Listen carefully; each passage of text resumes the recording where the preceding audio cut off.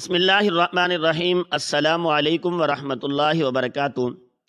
میں ہر جمعرات اپنی والدہ کی قبر پر جاتا ہوں جو 15 سال پہلے فوت ہو چکے تھے، لیکن آج جب میں وہاں پہنچا تو ان کی پرانی قبر پر بالکل تازہ گلاب کے پھول رکھے تھے اور ایک عورت وہاں سے جا رہی تھی۔ میں نے اس کا پیچھا کیا اور جب اس نے مڑ کر دیکھا تو مجھے اپنی آنکھوں پر یقین نہیں آیا، کیونکہ وہ عورت بالکل میری ماں جیسی تھی اور اس نے میرے کان میں کچھ کہا کہ میری چیخیں نکل گئی۔ شام کے سائے قبرستان کے قدیم درختوں پر اتر رہے تھے اور ہوا میں ایک ایسی خشکی تھی جو سیدھی ہڈیوں میں اترتی محسوس ہو رہی تھی۔ میں اپنی ماں کی قبر کے سرانے بیٹھا تھا اور میرے ہاتھ اس کچی مٹی پر جمے ہوئے تھے جس کے نیچے میری کل کائنات دفن تھی۔ یہ 15 سال پرانا معمول تھا۔ ہر جمعرات میں یہاں آتا اور گھنٹوں اس خاموش قبر سے باتیں کرتا، جیسے وہ ابھی اٹھ کر مجھے گلے لگا لے گی۔ میں نے کانپتے ہاتھوں سے قبر پر پڑی سوکھی ٹہنیاں ہٹائی اور اپنا ماتھا اس ٹھنڈی مٹی پر رکھ دیا۔ میرے آنسو مٹی میں جذب ہو اور میں نے گلو گیل لہجے میں کہا، ماں دیکھو، آج پھر جمعرات آ گئی اور میں پھر تمہارے پاس آ گیا ہوں۔ لوگ کہتے ہیں وقت ہر زخم کا مرہم ہے، مگر میرا زخم تو ناسور بن چکا ہے۔ 15 سال گزر گئے ہیں تمہیں اس اندھیری قبر میں سوتے ہوئے، مگر میرا دل آج بھی اسی لمحے میں قید ہے جب میں 6 سال کا تھا اور تم مجھے چھوڑ کر چلی گئی تھی۔ مجھے آج بھی یاد ہے ماں، جب مجھے چوٹ لگی تھی تو تم کیسے تڑپ اٹھی تھی، مگر اب تو میری روح زخمی ہے اور کوئی مرہم رکھنے والا نہیں۔ بابا مجھے بہت پیار دیتے ہیں، دنیا کی ہر آسائش میری قدموں میں ہے، مگر اس بڑی سی حویلی میں وہ سکون نہیں ہے جو تمہارے میلے آنچل کے چھاؤں میں تھا۔ میں نے ایک لمبی آہ بھری اور آسمان کی طرف دیکھا جہاں بادل چاند کو اپنی اوٹ میں چھپا رہے تھے۔ میں نے سرگوشی کی کہ کاش تم ایک بار واپس آ جاؤ۔ ماں بس ایک بار مجھے بتا دو کہ تم وہاں خوش تو ہو نا۔ میں یہاں بہت اکیلا ہوں، اس بھری دنیا میں میرا دم گھٹتا ہے۔ قبرستان کا سناٹا میری تنہائی کا ساتھی بن چکا تھا۔ میں وہاں دیر تک بیٹھا اپنے بچپن کے دھندلے نقشے یاد کرتا رہا۔ تم مجھے لوریاں سناتی تھی اور اب میں اس خاموش کتبے کو دیکھ کر خود کو دلاسا دیتا ہوں۔ رات گہری ہو چکی تھی جب میں بوجھل قدموں اور بھیگی آنکھوں کے ساتھ گھر واپس لوٹا۔ حویلی کے بڑے ہال میں فانوس کی روشنی تو بہت تھی، مگر ویرانی اس سے کہیں زیادہ تھی۔ بابا ڈائننگ ٹیبل پر میرا انتظار کر رہے تھے۔ ان کی شخصیت ہمیشہ سے بہت باروپ رہی ہے، مگر پچھلے کچھ عرصے سے میں ان کی آنکھوں میں ایک عجیب سا خوف اور بے چینی دیکھ رہا تھا، جیسے وہ مجھ سے کچھ چھپا رہے ہوں۔ میں خاموشی سے کرسی پر بیٹھ گیا۔ بابا نے میری سوجی ہوئی آنکھیں دیکھ کر گہری سانس لی اور کہا، علی بیٹا، کب تک یوں ماضی کے قبرستان میں زندہ رہو گے؟ میں نے تمہارے لیے ایک فیصلہ کیا ہے جو تمہارے مستقبل کے لیے بہت ضروری ہے۔ میں چاہتا ہوں کہ تم اپنی اعلیٰ تعلیم کے لیے لندن چلے جاؤ۔ وہاں یونیورسٹی میں تمہارا داخلہ ہو چکا ہے اور اگلے ہفتے کی تمہاری فلائٹ ہے۔ یہ سنتے ہی میرے ہاتھ سے پانی کا گلاس چھوٹتے چھوٹتے بچا۔ مجھے لگا جیسے کسی نے مجھے جلا وطنی کا پروانہ تھما دیا ہو۔ میں نے تڑپ کر کہا، مگر بابا میں لندن کیسے جا سکتا ہوں؟ میں ماں کی قبر کو چھوڑ کر کہیں نہیں جاؤں گا۔ میرا سکون یہی ہے، میں انہیں تنہا کیسے چھوڑ دوں؟ بابا کا لہجہ اچانک سخت ہو گیا۔ انہوں نے کہا، علی، بانیت سے نکلو، وہ مر چکی ہے اور مردہ لوگ واپس نہیں آتے۔ 15 سال ہو گئے ہیں، اب ان یادوں سے پیچھا چھڑواؤ اور علی زندگی میں قدم رکھو۔ عملی زندگی میں قدم رکھو۔ میرا فیصلہ اٹل ہے اور کئی فیصلوں کے آگے میری کوئی حیثیت نہیں۔ میں اپنا احتجاج اپنے حلق میں دبا کر اٹھ کھڑا ہوا اور اپنے کمرے میں آ کر منہ چھپا کر بہت رویا۔ مجھے لگا جیسے مجھے زبردستی میری ماں سے چھینا جا رہا ہو۔ مجھے اس شہر کی گلیوں سے، اس مٹی سے اور اس قبرستان سے دور بھیجا جا رہا ہے جہاں میری ماں کی خوشبو بسی ہے۔ اگلا پورا ہفتہ میں نے ایک عجیب سی کیفیت میں گزارا، جیسے کوئی قیدی اپنی رہائی سے پہلے جیل کی دیواروں کو دیکھتا ہے۔ سامان پیک ہو رہا تھا، مگر میرا دل بکھر رہا تھا۔ بلا آخر وہ منحوس جمعرات ہی گئی، جس کے بعد مجھے اگلے روز اس شہر کو خیر باد کہنا تھا۔ شام ہوتے ہی ایک عجیب سی بے چینی میرے دل میں اٹھنے لگی۔ میں نے فیصلہ کیا کہ جانے سے پہلے آخری بار ماں کو الوداع کہہ آؤں اور ان سے معافی مانگ لوں کہ ان کا بیٹا انہیں تنہا چھوڑ کر جا رہا ہے۔ میں گاڑی میں بیٹھا اور قبرستان کی طرف چل پڑا۔ آج فضا میں اداسی کی کچھ زیادہ ہی گہری اور قبرستان پر ایک پر اسرار خاموشی چھائی ہوئی تھی۔ میں گیٹ سے اندر داخل ہوا اور تیز قدموں سے ماں کی قبر کی طرف بڑھا۔ میرا دل زور زور سے دھڑک رہا جیسے کوئی انہونی ہونے والی ہو۔ جب میں ان کی قبر کے قریب پہنچا تو میرے قدم وہیں زمین میں گر گئے۔ میری آنکھیں یعنی کہ پھٹی رہ گئی، کیونکہ وہاں کا منظر بالکل بدلا ہوا تھا۔ وہ قبر جو پچھلے 15 سالوں سے میرے اور بابا کے سوا کسی کی منتظر نہیں تھی، آج اس پر بالکل تازہ اور مہکتے ہوئے سرخ گلابوں کا ڈھیر لگا ہوا تھا۔ یہ پھول مرجھائے ہوئے نہیں تھے، بلکہ ان کی پتیاں بتا رہی تھی کہ انہیں رکھے ہوئے ابھی چند لمحے ہی گزرے ہیں۔ میرے دماغ میں طوفان اٹھ کھڑا ہوا کہ آخر اس شہر میں کون ہے جو میری ماں کو یاد کرتا ہے؟ بابا تو کبھی یہاں آئے ہی نہیں، تو پھر یہ پھول کس نے رکھے ہیں؟ میں ابھی اسی حیرت اور صدمے میں گم تھا کہ اچانک مجھے قریبی جھاڑیوں کے پیچھے سے سوکھے پتوں کے کچلے جانے کی آواز آئی۔ میں نے چونک کر سر اٹھایا تو دیکھا قبروں کے درمیان بنے کچے راستے پر ایک سفید چادر میں لپٹی ہوئی عورت تیز سے قدموں سے گیٹ کی طرف جا رہی تھی۔ اس کے چلنے کا انداز کچھ ایسا تھا جس لاشعوری میں ایک وہ لنگڑا کر چل رہی تھی۔ ایک عجیب سی کشش اور تجسس نے مجھے جکڑ لیا اور میں بے اختیار اس کے پیچھے بھاگا۔ میں نے پکارا کہ رکیے، کون ہیں؟ اور میری ماں کی قبر پر یہ پھول یہ کس نے رکھے ہیں؟ مگر میری آواز سن کر اس عورت نے رکنے کی بجائے اپنی رفتار مزید تیز کر دی۔ اب یہ تجسس خوف میں بدلنے لگا تھا کہ آخر وہ مجھ سے بھاگ کیوں رہی ہے۔ میں دیوانہ وار اس کے پیچھے لپکا اور گیٹ کے باہر سڑک پر پہنچ کر میں نے اسے جان لیا۔ میرے سانس پھول رہا تھا اور دل پسلیوں سے باہر آنے کو تھا۔ میں نے آگے بڑھ کر اس کا راستہ روک لیا۔ وہ عورت بری طرح گھبرا گئی اور اس نے اپنا چہرہ چادر میں اور چھپا لیا اور وہ تھر تھر کانپ رہی تھی۔ میں نے ہانپتے ہوئے کہا، خدا کے لیے بتائیں آپ کون ہیں اور ان پھولوں کا کیا راز ہے؟ کیا آپ میری ماں کو جانتی ہیں؟ اس نے کوئی جواب نہیں دیا اور میرا راستہ کاٹ کر نکلنے کی کوشش کی تو میں نے جذباتی ہو کر اس کا بازو تھام لیا اور کہا، میں آپ کو ایسے نہیں جانے دوں گا، مجھے میرے سوالوں کا جواب چاہیے۔ میری گرفت محسوس کرتے ہی اس عورت نے ایک سسکی سی بھری اور پھر آہستہ آہستہ اپنے چہرے سے چادر سرکائی۔ سڑک کے کنارے لگی مدھم اسٹریٹ لائٹ کی پہلی روشنی جب اس کے چہرے پر پڑی تو وقت جیسے تھم سا گیا، کائنات رک گئی اور میرے پیروں تھلے سے زمین نکل گئی۔ میرے سامنے جو عورت کھڑی تھی اس کے چہرہ پر وقت کی جھریاں اور آنکھوں میں بے پناہ دکھ ضرور تھے، مگر وہ چہرہ وہی جسے میں 15 سال پہلے کفن میں لپٹا دیکھ چکا تھا۔ وہ میری ماں تھی، بالکل میری ماں جیسی۔ میرے آنکھوں کے سامنے اندھیرا چھانے لگا اور مجھے اپنی سانس رکتی ہوئی محسوس ہوئی۔ میرے کپ کپاتے ہونٹوں سے بامشکل نکلا، ماں، مگر آپ تو مر چکی تھی، یہ کیسے ممکن ہے؟ کیا میں خواب دیکھ رہا ہوں یا میں پاگل ہو گیا ہوں؟ وہ عورت میری حالت دیکھ کر ضبط نہ کر سکی اور پھوٹ پھوٹ کر رو پڑی۔ اس نے لرزتے ہاتھوں سے میرا چہرہ چھوا اور اس کی لمس میں وہی پرانی گرم جوشی تھی جو مجھے بچپن میں محسوس ہوتی تھی۔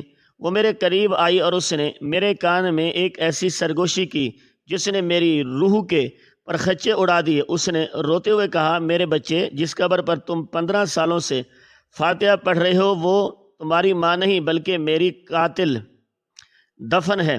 میں زندہ ہوں، تمہاری ماں زندہ ہے۔ یہ الفاظ کسی پگھلے ہوئے شیشے کی طرح میرے کانوں میں اترے اور میرے دماغ کی رگیں پھٹنے لگی۔ ایک شدید کرب اور صدمے میں میرے حلق سے ایک فلک شگاف چیخ نکلی اور پھر مجھے کچھ ہوش نہ رہا۔ میں کہاں ہوں؟ بس اتنا یاد ہے کہ میں سڑک پر گرا تھا اور میری ماں کی سسکیوں کی آواز میری سماعت میں گونج رہی تھی۔ میرے شعور کی سطح پر ایک گہرا اندھیرا چھایا ہوا تھا جس میں دور کہیں سے ایک آواز گونج رہی تھی کہ فاتحہ پڑھنا بند کر دو، وہ میں نہیں ہوں۔ یہ آواز کسی ہتھوڑے کی طرح میرے دماغ پر برس رہی تھی اور میں اس گہرے کالے کنویں سے باہر نکلنے کے لیے ہاتھ پاؤں مار رہا تھا۔ ایسا ایسا اندھیرا چھٹنے لگا اور میری پلکوں پر ایک بوجھ سا محسوس ہوا۔ جب میں نے بامشکل اپنی آنکھیں کھولی تو ایک تیز سفید روشنی میں میرا استقبال کیا۔ میرے ناک میں ہسپتال کی وہ مخصوص دواؤں والی بو داخل ہوئی جس سے مجھے ہمیشہ وحشت ہوتی تھی۔ میں سر ہلانے کی کوشش کی تو محسوس ہوا کہ میرا پورا جسم جیسے کسی نے جکڑ رکھا ہو۔ میں دائیں ہاتھ پر ڈراپ لگی ہوئی تھی اور پاس رکھی مشین کی بیپ کی آواز کمرے کے سکوت کو توڑ رہی تھی۔ کچھ لمحوں تک تو مجھے سمجھ ہی نہیں آیا کہ میں یہاں کیسے پہنچا، مگر پھر اچانک یادداشت کے دریچے کھل اور وہ خوفناک منظر میری آنکھوں کے سامنے لہرایا۔ قبرستان کا سناٹا، وہ تازہ سرخ گلاب، وہ سفید چادر میں لپٹی عورت اور اس کے وہ دل دہلا دینے والی سرگوشی۔ میں جھٹکے سے اٹھنے کی کوشش کی مگر سر میں شدید چکر آنے کی وجہ سے دوبارہ تکیے پر گر گیا۔ میرے ہلنے چلنے کی آہٹ سن کر کمرے کے کونے میں صوفے پر بیٹھے بابا فوراً میری طرف لبکے۔ ان کے چہرے پر ہوائیاں اڑی ہوئی تھی اور آنکھیں سرخ تھی جیسے وہ ساری رات روتے رہے ہوں۔ انہوں نے میرا ہاتھ تھام لیا اور گھبرائی ہوئی آواز میں پوچھا، علی بیٹا تم ہوش میں آ گئے ہو؟ شکر ہے خدا کا تم ٹھیک ہو۔ ڈاکٹر نے کہا تھا کہ یہ صرف شدید ذہنی دباؤ اور صدمے کا اثر ہے۔ میں نے بابا کے چہرے کو غور سے دیکھا۔ وہ شخص جو ہمیشہ چٹان کی طرح مضبوط رہتا تھا آج مجھے اندر سے ٹوٹا ہوا لگ رہا تھا، مگر اس وقت مجھے ان کی حالت سے زیادہ ان سوالوں کے جواب چاہیے تھے جو میرے سینے میں آگ لگا رہتے۔ میں نے پوری قوت جمع کر کے ان کا ہاتھ جھٹکا اور خشک ہونٹوں سے پوچھا، بابا وہ عورت کہاں ہے؟ وہ کہاں گئی جو مجھے قبرستان کے باہر ملی تھی؟ مجھے اس سے ملنا ہے۔ وہ کچھ کہہ رہی تھی بابا، وہ کہہ رہی تھی کہ میری ماں زندہ ہے۔ بابا کا رنگ فک ہو گیا۔ انہوں نے فوراً نظریں چرا لی اور میرے سر پر ہاتھ پھیرتے ہوئے ٹالنے والے انداز میں کہا، علی بیٹا تم وہم کا شکار ہو گئے ہو، وہاں کوئی عورت نہیں تھی، یہ صرف تمہارے دماغ کا فطور ہے۔ تم پچھلے کئی دنوں سے ڈپریشن میں ہو، شاید اس لیے تمہیں ایسے محسوس ہوا ہے کہ ڈاکٹر نے بھی یہی کہا ہے۔ وہاں کوئی نہیں تھا بیٹا، بس تم اور تمہاری تنہائی تھی۔ میں نے بابا کی آنکھوں میں آنکھیں ڈال کر دیکھا۔ میں انہیں بچپن سے جانتا تھا۔ وہ جب بھی جھوٹ بولتے تھے تو ان کی آنکھ کی پتلی سکڑ جاتی تھی اور وہ مجھ سے نظر نہیں ملا پاتے تھے، اور اس وقت وہ چھت کی طرف دیکھ رہے تھے۔ میرے اندر کا لاوا ابلنے لگا۔ میں نے چلا کر کہا، نہیں بابا یہ دھوکہ نہیں تھا، میں نے اسے چھوا تھا، اس کا لمس حقیقی تھا۔ اس کی آواز میرے کانوں میں ابھی تک گونج رہی ہے کہ قبر میں اس کی قاتل ہے۔ اگر وہ میرا وہم تھی تو میرے ہاتھ میں یہ کیا ہے؟ میں نے اپنی مٹھی کھولی تو اس میں وہ چھوٹا سا چاندی کا تعویذ ابھی تک دبایا ہوا تھا جو گرتے وقت اس عورت کے گلے سے ٹوٹ کر میرے ہاتھ میں رہ گیا تھا۔ یہ وہی تعویذ تھا جو بچپن کی تصویروں میں نے اپنی ماں کے گلے میں دیکھا تھا۔ بابا اس تعویذ کو دیکھ کر پتھر ہو گئے۔ ان کے پاس کہنے کو کوئی لفظ نہیں بچا تھا۔ وہ خاموشی سے اٹھے اور ڈاکٹر کو بلانے باہر چلے گئے۔ ان کا یہ فرار ہونا اس بات کا ثبوت تھا کہ دال میں کچھ کالا نہیں بلکہ پوری دال ہی کالی ہے۔ کچھ دیر بعد ڈاکٹر آیا۔ اس نے میرا معائنہ کیا اور کچھ سکون اور دوائیاں دے کر مجھے گھر لے جانے کی اجازت دے دی۔ ہسپتال سے گھر تک کا سفر موت جیسی خاموشی کا تھا۔ بابا گاڑی چلا رہے تھے اور میں سائیڈ سیٹ پر بیٹھا انہیں مسلسل گھور رہا تھا۔ ان کے ہاتھ स्टीयरिंग पर कांप रहे थे और माथे पर पसीने के कतरे चमक रहे थे। गाड़ी में मौजूद एसी की ठंडक के बावजूद माहौल में शदीद घुटन थी। मुझे लग रहा था कि मैं उस शख्स के साथ बैठा हूँ जिसे मैं अपना बाप समझता था, मगर आज वो मुझे एक अजनबी लग रहा था जिसने मुझसे मेरी ज़िंदगी का सबसे बड़ा सच छुपाया था। हम जब हवेली पहुँचे तो रात के 2 बज रहे थे। घर के मुलाजिम गेट खोलने के लिए दौड़े, मगर मैं गाड़ी रुकते ही तेज़ी से उतरा और सीधा लॉन्ज में जाकर सोफे पर बैठ गया। बाबा मेरे पीछे आए और थके हुए लहजे में बोले, अली बहुत रात हो गई है, तुम आराम करो, दवाई का असर है, तुम्हें नींद की ज़रूरत है, हम सुबह बात करेंगे। वो सीढ़ियाँ चढ़ने के लिए मुड़े तो मैंने अपनी जगह से उठे बगैर सख्त लहजे में कहा, नहीं बाप, सुबह नहीं, बात अब होगी और यहीं होगी। मैं अब एक पल भी इस जोड़ के साथ नहीं गुजार सकता जो आपने 15 सालों से मेरे गर्दन पर रखा है। बाबा कदम रुक गए, मगर वो मुड़े नहीं। मैंने उठकर उनके सामने जा खड़ा हुआ और उनका रास्ता रोक लिया। मेरा सब्र अब जवाब दे चुका था। मैंने चीख कर कहा, मुझे सच बताएं बाबा, उस कब्र में कौन है? अगर वो मेरी माँ थी तो वो औरत कौन है? और अगर वो औरत मेरी माँ है तो हमने 15 साल किसकी कब्र पर फूल चढ़ाए हैं? मुझे जवाब दें, वरना मैं कसम खाता हूँ कि आज मैं इस घर से निकल जाऊँगा, फिर कभी लौट कर वापस नहीं आऊँगा। आप मुझे लंदन भेजना चाहते हैं?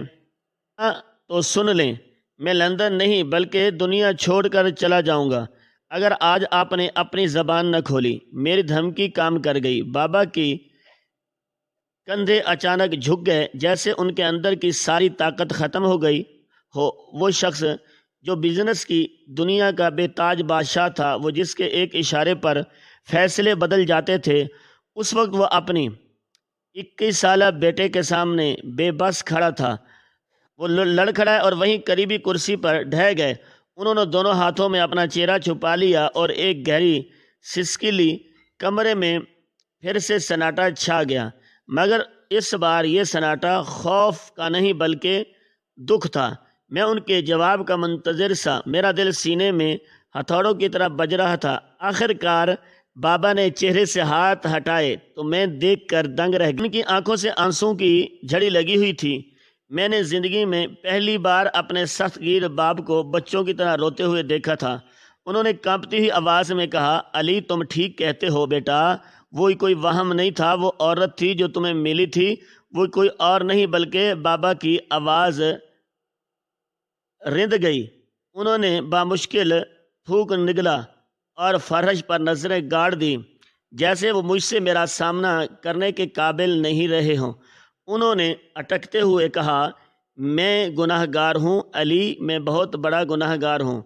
मैंने 15 साल पहले एक ऐसा फ़ैसला किया था जिसने हमारी ज़िंदगियों को जहन्नम बना दिया। मैं डरता था अगर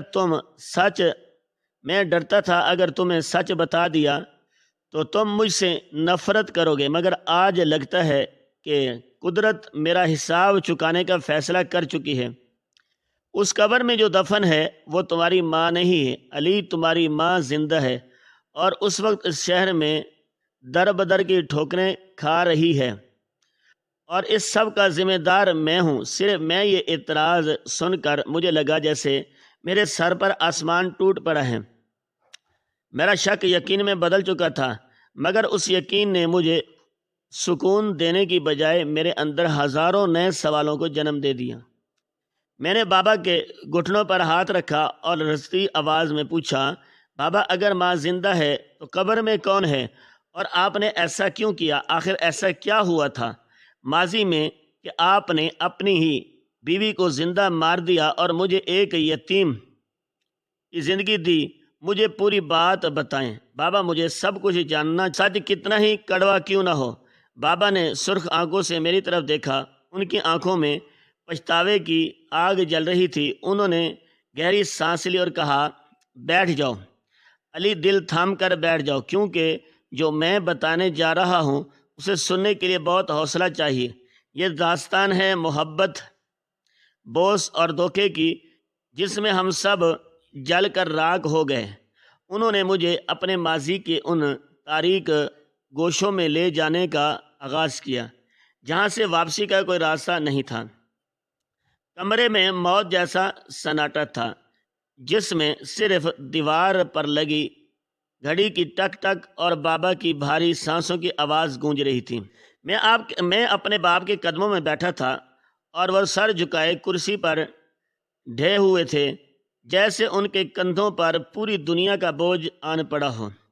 انہوں نے کانپتے ہوئے ہاتھوں سے پانی کا گلاس اٹھایا اور ایک ہی سانس میں ہی پی گئے۔ پھر انہوں نے میری طرف دیکھا تو ان کی آنکھوں میں پچھتاوے کی ایسی ویرانی تھی جسے دیکھ کر میرا دل دہل گیا۔ انہوں نے اپنی لرزتی ہوئی آواز میں کہنا شروع کیا، علی، آج تم جو کچھ سنو گے اس کے بعد شاید تم مجھ سے نفرت کرو گے اور شاید میرا چہرہ بھی دیکھنا گوارا نہ کرو، لیکن یہ سچ بتانا اب ناگزیر ہو چکا ہے کیونکہ قدرت نے میرا گربان پکڑ لیا ہے۔ بات آج سے 21 سال پہلے کی ہے، جب میں نے تمہاری ماں زینب سے شادی کی تھی۔ وہ ایک فرشتہ صرف عورت تھی، معصوم اور وفا شعار اور خوبصورت، ہماری زندگی جنت کا نمونہ تھی۔ اور پھر اللہ نے ہمیں تم جیسا بیٹا دیا۔ ہم بہت خوش تھے، لیکن ہماری یہ خوشی شاید کسی کی نظر کھا گئی یا پھر میری اپنی بدقسمتی اور ہوس نے سب کچھ برباد کر دیا۔ تمہاری ماں کی ایک جڑواں بہن تھی جس کا نام سیرا تھا۔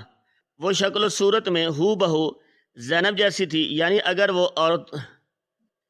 اگر وہ دونوں سامنے کھڑی ہو جائیں تو پہچاننا ناممکن تھا کہ زینب کون ہے اور سیرا کون ہے۔ لیکن جہاں ان کی شکلیں ایک جیسی تھی، وہیں ان کی سیرت میں زمین آسمان کا فرق تھا۔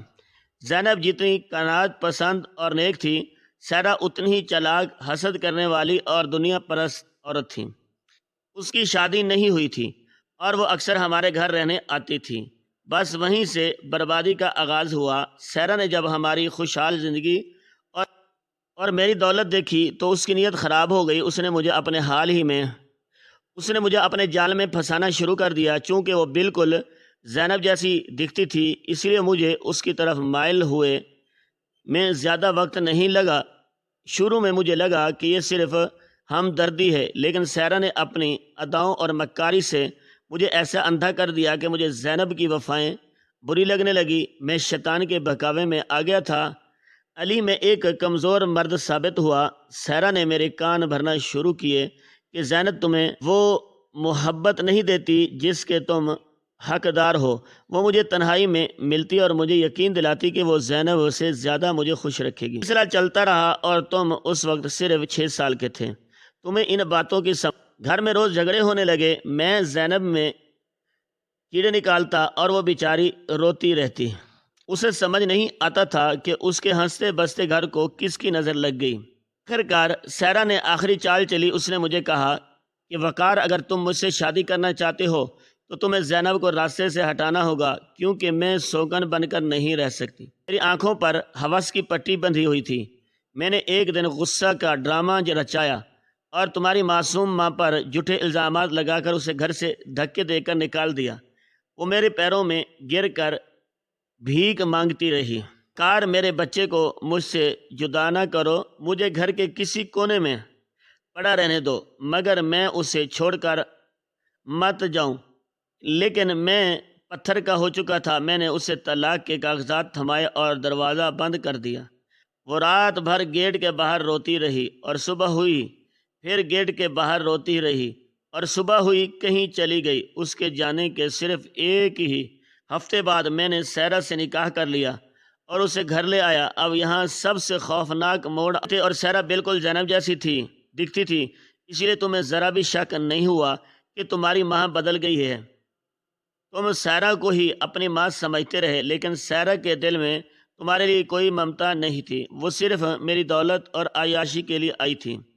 تم اکثر مجھ سے کہتے تھے کہ پاپا، امی اب مجھے پیار نہیں کرتی، امی اب مجھے لوری نہیں سناتی، لیکن میں تمہیں ٹال دیتا تھا کیونکہ میں چاہتا تھا کہ وہ تمہاری ماں نہیں، خالہ ہے۔ لیکن میں خاموش رہا اور یہی میری سب سے بڑی غلطی تھی۔ وقت گزرتا رہا اور گناہوں کی جنت میں مگن تھے، لیکن قدرت خاموشی سے ہمارا حساب کر رہی تھی۔ زینب کو گھر سے نکالے ہوئے 6 ماہ گزر چکے تھے کہ ایک رات اچانک دروازے پر دستک ہوئی۔ ملازم نے گیٹ کھولا تو سامنے زینب کھڑی تھی، لیکن وہ زینب نہیں تھی جسے میں نے نکالا تھا۔ اس کی حالت فقیروں جیسی تھی، کپڑے پھٹے ہوئے اور آنکھیں رو رو کر سوجی ہوئی تھی۔ وہ سیدھا اندر آئی اور چیخ کر بولی، وقار، مجھے میرا بیٹا چاہیے۔ میں سب کچھ برداشت کر سکتی ہوں لیکن علی کے بغیر نہیں جی سکتی۔ مجھے میرا بچہ واپس کرو ورنہ میں پوری دنیا کو بتا دوں گی کہ تم نے اور تمہاری سالی نے مل کر کیا کھیل کھیلا ہے۔ سحرا یہ دیکھ کر گھبرا گئی۔ اسے لگا کہ اگر زینب نے شور مچا دیا تو ہمارے معاشرے میں عزت خاک میں مل جائے گی اور شاید پولیس بھی انوالو ہو جائے۔ سحرا نے زینب کا ہاتھ پکڑا اور اسے گھسیٹتے ہوئے گھر کے پچھلے حصے میں موجود پرانے گودام کی طرف لے گئی۔ میں بھی ان کے پیچھے بھاگا۔ زینب کمزور تھی اور مقابلہ نہ کر سکی۔ ہم نے اسے زبردستی اس گودام میں دھکیل دیا جہاں پر پرانا فرنیچر اور تیل کے ڈرم رکھے ہوئے تھے۔ زینب اندر سے چیختی رہی، دروازہ پیٹتی رہی کہ مجھے میرا بیٹا دے دو، میں چلی جاؤں گی، میں کسی کو کچھ نہیں بتاؤں گی، خدا کے لیے مجھے قید مت کرو۔ مگر سحرا نے باہر سے کنڈی لگا دی اور مجھ سے کہا کہ وقار، اگر یہ عورت زندہ رہی تو ہماری زندگی جہنم بنا دے گی۔ آج رات اس کا قصہ ہمیشہ کے لیے ختم کرنا ہوگا۔ میں ڈر گیا۔ میں نے کہا، سحرا، ہم اسے مار نہیں سکتے، یہ قتل ہے اور قتل چھپتا نہیں ہے۔ لیکن سحرا پر جنون طاری تھا۔ اس نے کہا، تم فکر مت کرو، یہ ایک حادثہ لگے گا۔ اس گودام میں شارٹ سرکٹ کی وجہ سے اکثر آگ لگنے کا خطرہ رہتا۔ ہم بس ایک چھوٹی سی چنگاری لگائیں گے اور سب کچھ راکھ ہو جائے گا اور دنیا سمجھے گی کہ یہ ایک حادثہ تھا۔ میں بزدل تھا علی، میں نے اسے روکنے کی کوشش کی مگر اسے نہیں جس سے روکنا چاہیے تھا۔ میں خاموش ہو گیا اور یہی میری رضامندی تھی۔ رات گہری ہو گئی اور آسمان پر کالی گھٹائیں چھا گئی۔ بجلی زور زور سے کڑک رہی تھی، جیسے آسمان ہمارے ناپاک ارادوں پر غضبناک ہو رہا ہو۔ اپنے کمرے میں سو رہے تھے اور میں لاؤنج میں ٹہل رہا تھا۔ میرا دل زور زور سے دھڑک رہا تھا۔ سحرا ہاتھ میں مٹی کے تیل کی کین اور ماچس لے کر گودام کی طرف گئی۔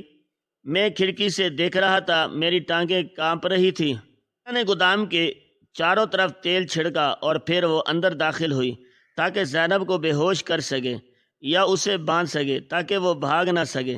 لیکن قدرت کا اپنا ایک پلان ہوتا ہے جسے انسان کبھی سمجھ نہیں سکتا۔ سحرا جیسے ہی اندر گئی اور اس نے ماچس جلائی، وہیں قریب پڑے ایک کیمیکل کے ڈرم نے آگ پکڑ لی اور آگ اتنی تیزی سے پھیلی کہ سحرا کو سنبھلنے کا موقع ہی نہیں ملا۔ گودام کے اندر ایک دھماکہ ہوا اور آگ کے شعلے آسمان سے باتیں کرنے لگے۔ میں ننگے پاؤں باہر بھاگا۔ گودام کے اندر سے دل دہلا دینے والی چیخیں آ رہی تھیں، لیکن وہ چیخیں دو مختلف آوازوں میں تھیں۔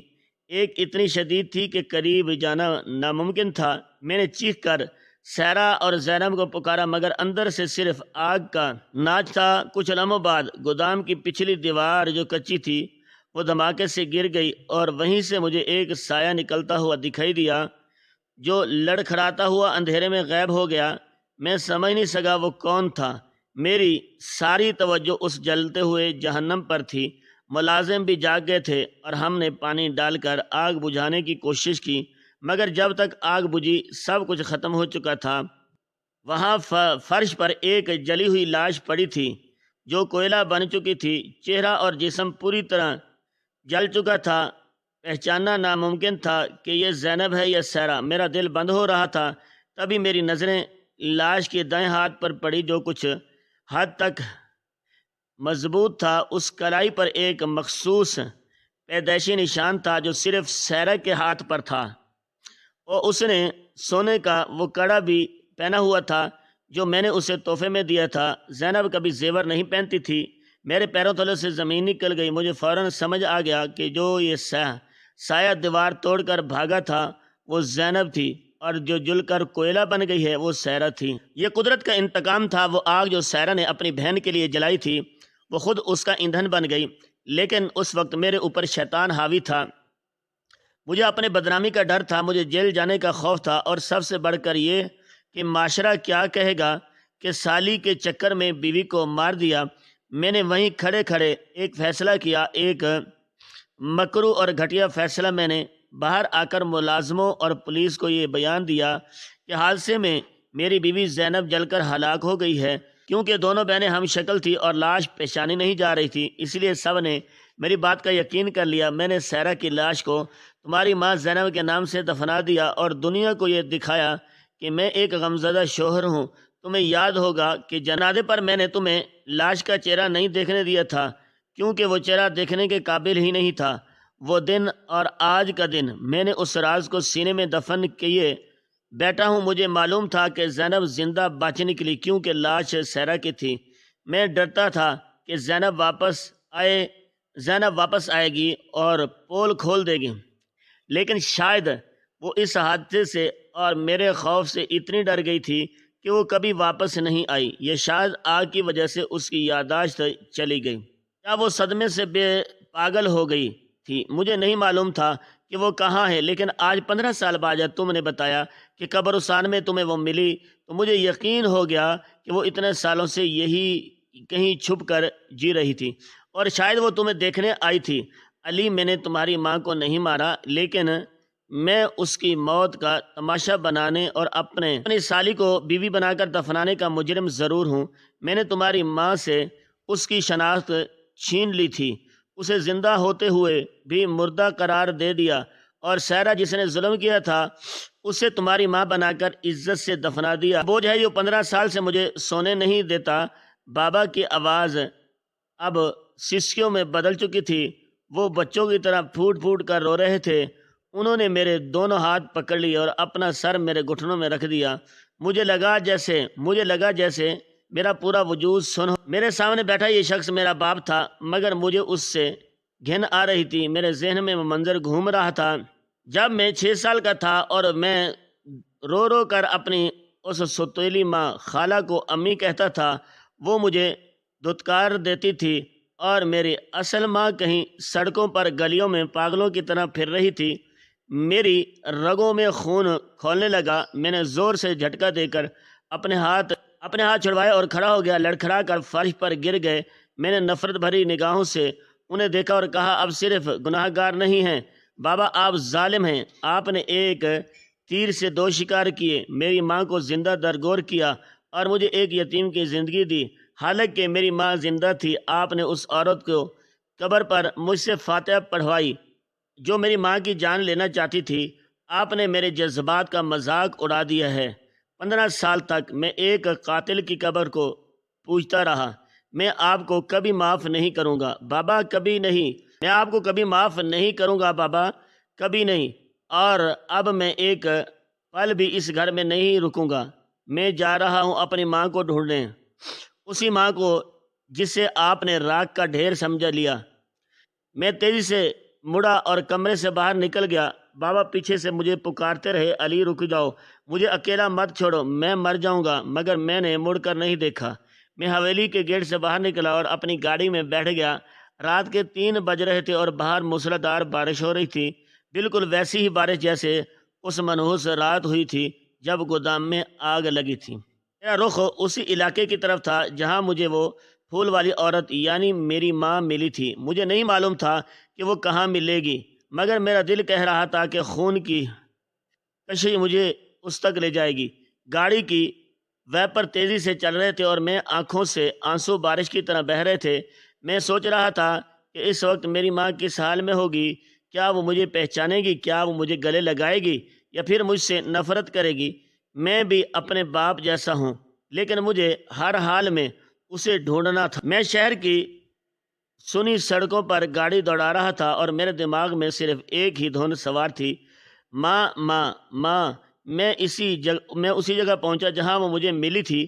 وہاں اندھیرا تھا، وہ بارش کی وجہ سے سڑکیں ویران تھی۔ میں نے گاڑی روکی اور دیوانہ وار ادھر ادھر دیکھنے لگا۔ اچانک میری نظر سڑک کے کنارے بنے ایک بسیدہ سے بس سٹاپ کے شیڈ کے نیچے پڑی، جہاں ایک گٹھڑی نما چیز رکھی ہوئی تھی۔ میں نے گاڑی کی ہیڈ لائٹ اس طرف کی تو دیکھا وہ کوئی گٹھڑی نہیں بلکہ وہی سفید چادر والی عورت تھی جو سردی سے ٹھٹھا کر وہیں سمٹ کر بیٹھی تھی۔ شاید اس کے پاس جانے کے لیے کوئی اور جگہ نہیں تھی۔ میرا دل زور سے دھڑکا۔ میں نے گاڑی کا دروازہ کھولا اور بارش کی پرواہ کیے بغیر اس کی طرف بھاگا۔ بارش کا پانی میرے کپڑوں کو بھگو رہا تھا، مگر مجھے کسی چیز کا ہوش نہیں تھا۔ میں اس کے قریب پہنچا تو وہ روشنی اور قدموں کی آہٹ سے ڈر گئی، مزید سمٹ گئی۔ گھٹنوں کے بل بیٹھ کر آہستہ سے اس کے کندھے پر ہاتھ رکھا اور لرزتی ہوئی آواز میں پکارا، ماں! اس نے چونک کر سر اٹھایا۔ بارش کے پانی اور آنسوں سے بھیگا ہوا اس کا چہرہ اسٹریٹ لائٹ کی روشنی میں کسی فرشتے کا چہرہ لگ رہا تھا۔ مجھے دیکھا، اس کی آنکھوں میں خوف، حیرت اور پھر اچانک پہچان کی ایک چمک ابھری۔ اس نے کانپتے ہوئے ہاتھ سے میرا چہرہ چھوا، جیسے اسے یقین نہ آ رہا ہو۔ اس کے ہونٹ ہلے اور ایک ٹوٹی ہوئی آواز نکلی، علی میرے بیٹے، تم آ گئے۔ میں جانتی تھی تم آؤ گے، تم مجھے اس حال میں نہیں چھوڑ سکتے۔ میں نے آگے بڑھ کر اسے اپنے سینے سے لگا لیا۔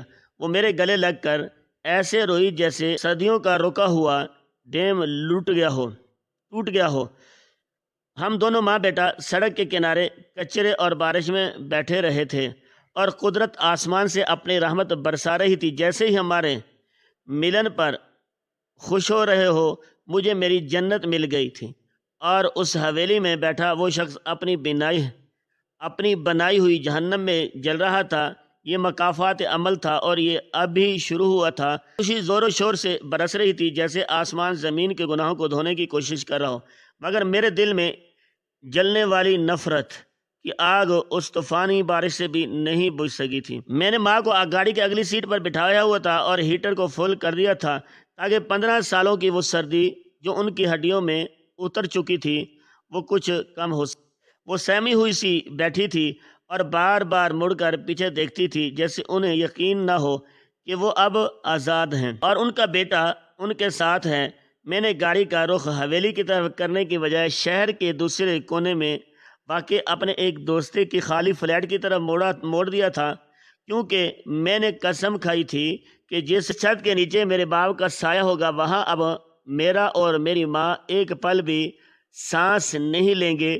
راستہ بھر میں نے ماں کا ہاتھ تھامے رکھا۔ ان کا ہاتھ کھردرا اور ٹھنڈا تھا، جس کی ہر لکیر میں دکھ کی ایک الگ داستان لکھی تھی۔ مجھے اپنے باپ پر اتنا شدید غصہ آ رہا تھا کہ دل چاہ رہا تھا کہ ابھی واپسی جاؤ اور ان کا گریبان پکڑ کر پوچھوں کہ انہوں نے کیسے گوارا کیا کہ ان کی اپنی بیوی سڑکوں کی خاک چھانے اور وہ محل میں عیش کرے، مگر میں خاموش رہا، کیونکہ اس وقت میری ترجیح میری ماں کا سکون تھا۔ فلیٹ پر پہنچ کر میں نے انہیں سارا اتارا اور اوپر لے گیا۔ فلیٹ چھوٹا سا تھا، مگر وہاں جھوٹ اور دھوکے کے وہ گھٹن نہیں تھے جو اس حویلی میں تھے۔ میں نے ماں کو صوفے پر بٹھایا اور ان کے لیے گرم چائے بنا کر لایا۔ وہ چائے کا کپ تھامتے ہوئے کانپ رہے تھے۔ میں ان کے قدموں میں فرش پر بیٹھ گیا اور ان کے زخمی پیروں کو اپنی گود میں رکھ لیا، جن میں جگہ جگہ کانٹے چبھے ہوئے تھے اور بیوائیاں پھٹی ہوئی تھی۔ میرے آنسو ان کے پیروں پر گر رہے تھے۔ میں نے روتے ہوئے کہا، ماں مجھے معاف کر دینا، میں بہت دیر سے آیا، میں اندھا تھا جو میں ایک قاتل کی قبر کو پوجتا رہا اور تمہیں پہچان نہ سکا، مگر اب میں وعدہ کرتا ہوں کہ جب تک میں دکھ نہیں پہنچے گا۔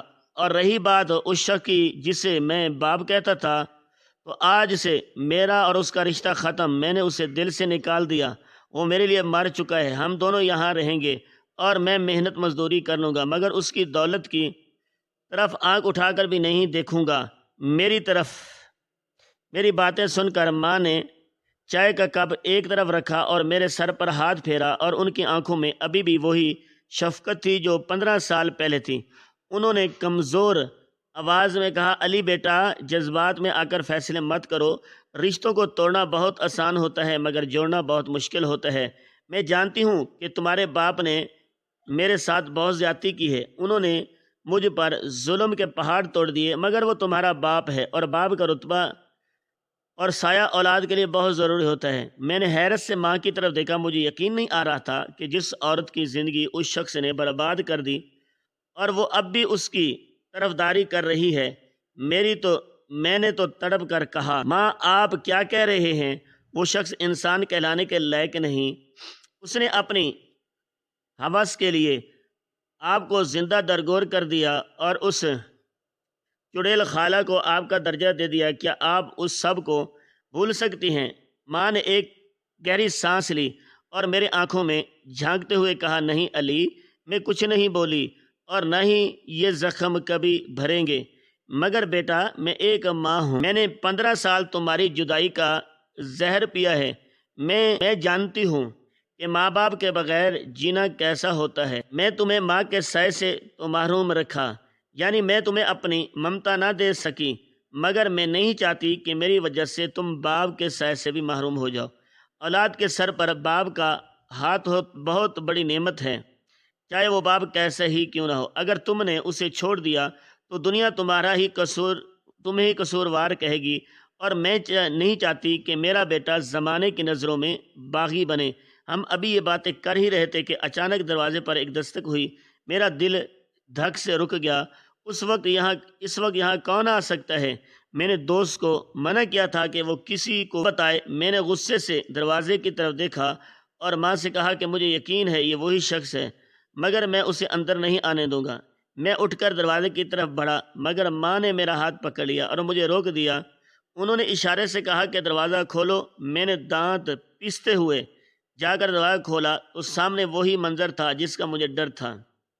دہلیز پر وقار صاحب کھڑے تھے، مگر یہ وہ وقار صاحب نہیں تھے۔ ایک ٹوٹا ہوا بکھرا ہوا بوڑھا شخص تھا۔ ان کے کپڑے بارش سے شرابور تھے اور ان کے چہرے پر ندامت کی ایسی کالک ملی تھی جسے دنیا کا کوئی پانی نہیں دھو سکتا تھا۔ شاید وہ میرا پیچھا کرتے ہوئے یہاں تک پہنچے تھے۔ انہوں نے مجھے دیکھا اور ان کی نظریں میرے کندھے کے اوپر سے پیچھے بیٹھی زینب پر پڑی۔ مجھے دیکھ کر وہ کچھ نہیں بولے، بس لڑکھڑاتے ہوئے قدموں سے اندر داخل ہوئے۔ میں نے ان کا راستہ روکنا چاہا، مگر ماں کی آواز آئی، علی نہیں آنے دو۔ پیچھے ہٹ گیا اور ایسا ایسا چلتے ہوئے صوفے کے قریب پہنچے جہاں زینب بیٹھی تھی۔ وہ عورت جیسے انہوں نے 21 سال پہلے دھکے دے کر نکالا تھا اور جیسے انہوں نے مردہ سمجھ کر آ دیا تھا، آج وہ ایک ملکہ کی طرح باوقار بیٹھی تھی، اور وہ شخص جو حاکم تھا آج ایک مجرم کی طرح سر جھکائے کھڑا تھا۔ کمرے میں موت جیسا سناٹا تھا، جیسے صرف وقار صاحب کے سسکیوں نے توڑا۔ وہ اچانک زمین پر گر پڑے اور گھٹنوں کے بل چلتے ہوئے زینب کے قدموں تک پہنچے۔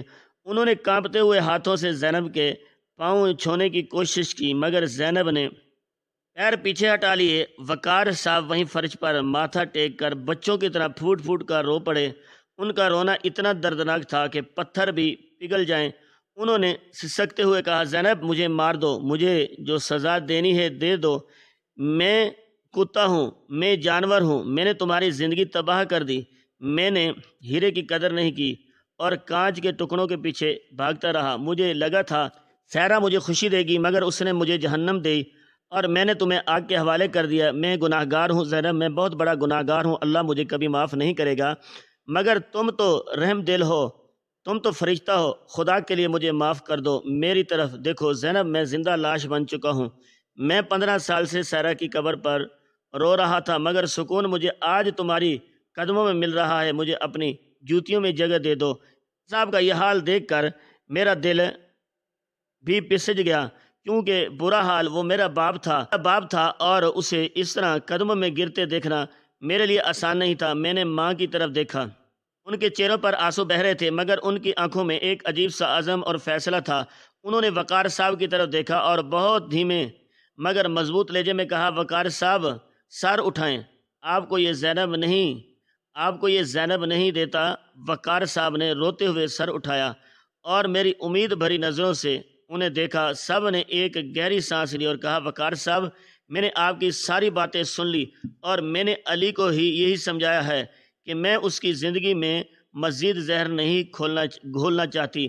آپ نے جو کہا ہے وہ آپ کا اور آپ کے خدا کا معاملہ ہے۔ مکافات عمل نے آپ کو وہ سزا دی ہے جو کوئی عدالت نہیں دے سکتی تھی۔ اب 15 سال تک اپنی محبوبہ کی نہیں بلکہ اس کی قاتل کی قبر پر روتے رہے، یہی آپ کی سب سے بڑی سزا ہے۔ زینب کی آواز میں درد کے ساتھ ساتھ ایک کاٹ تھی۔ انہوں نے مزید کہا، رہی بات معافی کی تو میں ایک ماں ہوں اور ماں کا دل کبھی پتھر نہیں ہو سکتا۔ میں نے آپ کو معاف کیا صرف اور صرف اپنے بیٹے علی کی خاطر، کیونکہ میں نہیں چاہتی کہ میرا بیٹا اپنے باپ کا گستاخ بنے یا اس کے سر سے باپ کا سایہ اٹھ جائے۔ میں نہیں چاہتی کہ کل کو یہ دنیا میرے بیٹے کو تانے دے کہ اس کی ماں کی وجہ سے باپ در در کی ٹھوکریں کھا رہا ہے۔ یہ سن کر وقار صاحب کے چہرے پر ایک امید کی کرن جاگی۔ وہ شاید سمجھے کہ اب سب ٹھیک ہو جائے گا اور ہم واپس گھر چلیں گے۔ وہ جذبات میں آگے بڑھے اور زینب کے ہاتھ تھامنے کی کوشش کی کہ تمہارا بہت شکریہ زینب، میں جانتا تھا کہ تم مجھے معاف کر دو گی۔ چلو گھر چلتے ہیں، میں تمہیں وہ مقام دوں گا جو، مگر زینب نے سختی سے ہاتھ اٹھا کر انہیں روک دیا، اور جو الفاظ انہوں نے کہے وہ کسی فیصلے کی طرح اٹل تھے۔ زینب نے کہا، وقار صاحب، میں نے کہا کہ میں نے آپ کو معاف کیا، مگر اس کا یہ مطلب ہرگز نہیں ہے کہ میں نے آپ کو اپنا لیا ہے۔ یاد رکھیں، آپ 15 سال پہلے مجھے طلاق دے چکے ہیں۔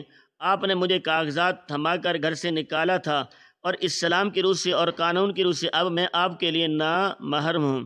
ہمارا رشتہ اس دن ختم ہو گیا تھا جب آپ نے سائرہ کے لیے مجھے چھوڑا تھا۔ میں علی کی خاطر اس شہر میں رہ لوں گی۔ شاید ہم کبھی کبھار علی کی خاطر ایک چھت کے نیچے بھی بیٹھ جائیں، مگر ایک میاں بیوی کی حیثیت سے ہمارا تعلق قیامت تک کے لیے ختم ہو چکا ہے۔ اب نہ میں آپ کی بیوی ہوں اور نہ آپ میرے شوہر ہیں۔ علی آپ کا بیٹا ہے اور آپ سے ملتا رہے گا، میں اسے نہیں روکوں گی، مگر میرے اور آپ کے درمیان اب صرف ماضی ہے اور کچھ نہیں۔ آپ جا سکتے ہیں۔ یہ زینب کا آخری فیصلہ تھا۔ وقار صاحب یہ سن کر وہیں بت بن گئے، اور ان کے ہاتھ جو زینب کی طرف بڑھ رہے تھے وہیں ہوا میں معلق رہ گئے۔ انہیں احساس ہو گیا، ایسے ہوتے ہیں جن کی معافی تو مل جاتی ہے مگر مداوع نہیں ہو سکتا۔ انہوں نے جو شیشہ توڑا تھا وہ اب جڑ نہیں سکتا۔ زینب نے اپنی عزت نفس اور شریعت کی پاسداری رکھتے ہوئے وہ لکیر کھینچ دی تھی جسے عبور کرنا اب ناممکن تھا۔ میں نے آگے بڑھ کر باپ کو کندھے سے پکڑ کر اٹھایا اور ایک خالی کی طرح کھڑے ہوئے، اور ان کی آنکھوں میں ویرانی تھی۔ میں نے انہیں دروازے تک چھوڑ دیا اور کہا، بابا آپ گھر جائیں، میں ماں کے ساتھ یہیں رہوں گا، کبھی کبھار آپ سے ملنے آ جایا کروں گا، کیونکہ ماں کا یہی حکم ہے۔ وقار صاحب نے مڑ کر آخری بار زینب کو دیکھا، جو اب تسبیح ہاتھ میں لیے آنکھیں بند کیے بیٹھی تھی، اور پھر وہ سر جھکائے بارش میں باہر نکل گئے۔ دروازہ بند ہوا تو میں واپس ماں کے پاس آیا، ان کے گھٹنوں پر سر رکھ دیا، اور باہر طوفان تھم چکا تھا مگر ہمارے دلوں میں ایک نیا سکون اتر آیا تھا۔ ہماری آج کی یہ ایک کہانی آپ کو کیسے لگی؟ کمنٹ باکس میں اپنی رائے کا اظہار ضرور کریں، اور